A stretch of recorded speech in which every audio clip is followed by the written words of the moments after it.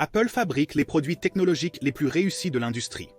Ils ont sorti un succès après l'autre, des smartphones aux montres intelligentes. Mais un produit qui est notablement absent est une télévision intelligente. Ce qui est un peu étrange, considérant que Steve Jobs a essentiellement fondé Pixar, une entreprise de cinéma. Je vais expliquer comment cela s'est passé dans une prochaine vidéo, alors abonnez-vous pour ne pas la manquer. Mais il serait logique que Jobs veuille créer la télévision parfaite pour regarder les films Pixar. Mais entrer dans cette industrie n'a jamais eu de sens, et je vais expliquer pourquoi dans cette vidéo. Greg d'Apple Explained aborde le deuxième sujet le plus plébiscité lors du dernier sondage. Si vous n'avez pas participé, abonnez-vous pour voir des sondages similaires dans votre fil d'activité mobile. Voici l'une des principales raisons pour lesquelles Apple ne produira pas de télévision intelligente. Et c'est que le cycle de mise à niveau est extrêmement lent. Les soi-disant experts de l'industrie recommandent de mettre à niveau votre télévision tous les 7 à 8 ans. Mais en réalité, la plupart des gens ne remplacent leur télévision que lorsqu'elle tombe en panne. Ou jusqu'à ce qu'il y ait un grand changement dans la technologie d'affichage. Comme passer du Digital Light Processing au plasma, puis au Liquid Crystal Display, puis au LED, puis à l'Organic Light Emitting Diode. Mais ces changements ont lieu environ tous les 10 ans. Même alors, la plupart des clients ne mettent pas à niveau leur téléviseur avant qu'il ne tombe en panne.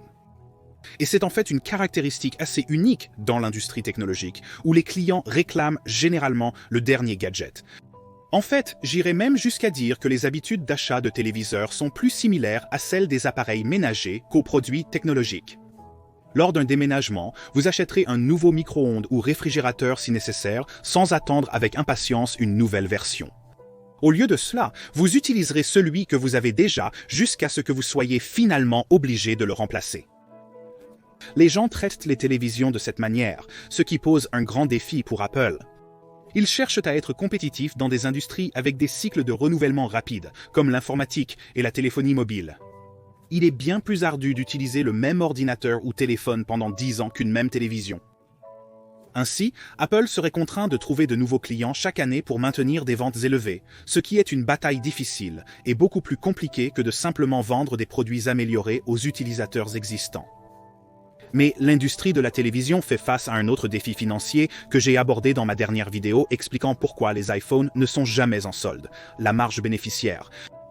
Apple a l'habitude de marge d'environ 35% sur le matériel, et c'est en fait assez bon comparé à d'autres entreprises technologiques. Mais les télévisions sont notoirement des produits à faible marge, d'environ 10 à 20%. Ainsi, la combinaison d'un faible volume de vente et de marge bénéficiaire réduite résulte en une industrie qui ne mérite pas l'attention d'Apple.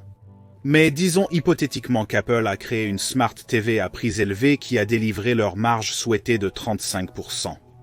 Qu'est-ce qui rendrait exactement leur modèle si spécial pour justifier un prix nettement plus élevé? Une télé diffère d'un ordinateur, d'un téléphone ou d'une tablette. Elle ne dépend pas d'un système d'exploitation avancé ou d'une interaction utilisateur constante. C'est simplement quelque chose à regarder en appréciant son contenu. Et bien que vous puissiez ajouter une excellente interface logicielle et un écosystème d'applications, cela ne suffirait pas à justifier un prix demandé nettement plus élevé. La principale préoccupation des clients de télévision est la qualité de l'écran. Le contraste, le taux de rafraîchissement, la luminosité et la densité de pixels sont des critères clés pour les clients. Pour être franc, ce n'est pas le domaine de prédilection d'Apple. Bien qu'ils conçoivent de superbes écrans pour leurs produits, la fabrication est toujours gérée par un tiers comme Samsung ou LG. Et ces entreprises ont également une forte emprise sur le marché des téléviseurs intelligents. Donc, une télévision Apple serait essentiellement un panneau Samsung, dans un boîtier légèrement amélioré avec quelques fonctionnalités logicielles supplémentaires. Et ces améliorations marginales ne sont tout simplement pas suffisantes. Apple a déjà fait cette erreur avec le HomePod. Il offrait la meilleure qualité audio parmi les haut-parleurs intelligents, un design superbe et une intégration optimale avec les produits Apple. Et même cela n'a pas suffi à justifier son prix de 350 $ et il a finalement été discontinué. Ce qui m'amène au prochain défi, la différenciation. Comment Apple ferait-il pour que leur téléviseur se démarque de tous les autres? En matière de design, le pied est devenu le seul élément visuel qui est nettement différent entre les modèles. Les Smart TV se ressemblent toutes une fois montées. Il est donc probable que les clients ne se soucient même pas d'une amélioration progressive du design. Comme mentionné, Apple pourrait améliorer le système d'exploitation, ajouter un écosystème d'applications de valeur, créer une télécommande plus avancée et intuitive, et intégrer de façon transparente d'autres produits Apple. Ce seraient les caractéristiques principales de la télévision d'Apple qui la différencieraient des autres. Mais le fait est que presque toutes ces améliorations sont basées sur le logiciel, le seul matériel étant une télécommande. Finalement, Apple n'avait pas besoin de créer une Smart TV. C'est le logiciel qui ajoute de la valeur pour les clients, pas le panneau d'affichage, le support ou le câble d'alimentation. Et il se trouve que le logiciel est le domaine d'expertise d'Apple et quelque chose qu'ils peuvent faire mieux que Samsung ou LG. Mais le meilleur aspect est que le logiciel est bon marché. Il n'y a pas de coût de fabrication, d'investissement dans des laboratoires ou de fabrication, et pas de grosses boîtes à expédier ou à stocker dans des entrepôts. C'est pourquoi Apple s'est focalisé sur le développement de logiciels TV plutôt que sur la création de télévisions. Les gens avaient déjà des télévisions. Il est donc beaucoup plus facile de leur vendre une boîte de logiciels à 150 $ qui transforme leur expérience télévisuelle plutôt qu'une toute nouvelle télévision à 3000 $ ou 4000 $. Et cette boîte de logiciels, c'est l'Apple TV. Cela résout tous les problèmes mentionnés précédemment. Le produit lui-même est minuscule, donc il est bon marché à fabriquer et à expédier, il n'a pas besoin de beaucoup de composants coûteux, donc Apple peut assurer une marge bénéficiaire élevée. Pour l'évolutivité, il est facile d'inciter les utilisateurs à améliorer une boîte de 150 $ avec de nouvelles fonctionnalités importantes.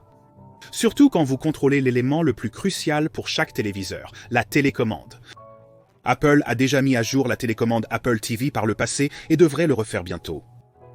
Ils ont ajouté des fonctionnalités telles que des processeurs plus rapides, le support 4K et la technologie Dolby. Si Apple ajoute un jour l'audio spatial à un futur modèle, cela incitera les utilisateurs à faire une mise à niveau. C'est donc pour cela qu'Apple ne fabriquera pas de télévision. N'oubliez pas de vous abonner pour ne pas manquer une prochaine vidéo expliquant comment Steve Jobs a fondé Pixar, et je vous verrai la prochaine fois.